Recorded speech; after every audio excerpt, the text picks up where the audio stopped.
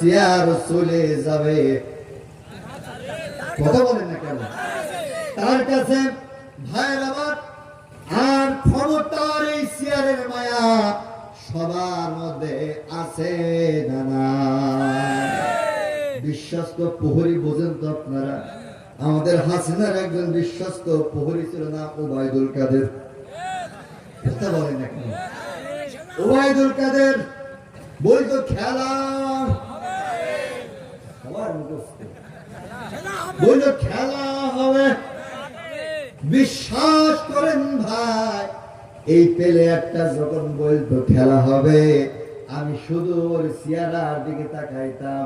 ও যখন রাস্তা দিয়ে হেঁটে যায়, এই যে আপনাদের গ্রামে গাই গরু আছে, গাই গরু আছে, দেখবেন রাস্তা দিয়ে যখন হাঁটে পেছনে পাড়া এক পা এক পায়ের সাথে বাড়ি খায়, আছে না? এই ওবায়দুল কাদেরকে যখনই দেখতাম আমার মনে হইতো এই দক্ষিণ বন্ধ গাড়ির গাই গরু হেঁটে যাচ্ছে। আর এই লোকটা আমাদেরকে বারবার বলতো এইসব খেলা হবে। ভাইয়ের আমার সুলাইমান নবী বিশ্বস্ত প্রহরী ছিলেন। প্রহরীর কাছে আংটি এখানে দিলেন, বললেন খবরদার আংটি হাত ছাড়া করবা না। সুলাইমান নবী বাথরুমে গেলেন। ভাইয়ের আমার একজন দুষ্ট জিন তিনি চিন্তা করলেন এটাই হচ্ছে উত্তম সময়। আর জিনেরা বিভিন্ন প্রকার সূরাত ধারণ করতে পারে, এটা তো আপনারা জানেন। বিভিন্ন প্রকার চেহারা জিনেরা ধারণ করতে পারে।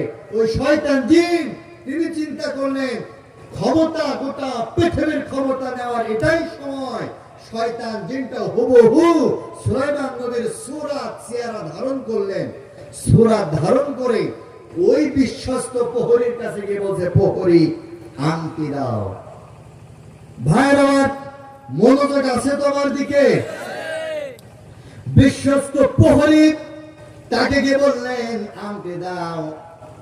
বিশ্বস্ত প্রহরী পা থেকে মাথা পর্যন্ত মিলায়া দেখছে এটাই হচ্ছে সুলাইমান।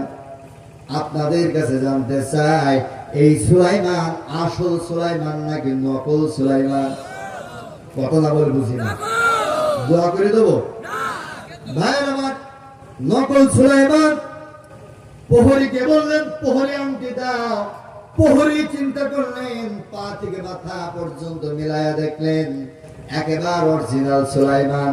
বিশ্বস্ত প্রহরী আংটি এখানে নিয়ে নকল সুলাইমানের হাতে আংটি খানা তুলে দিলেন।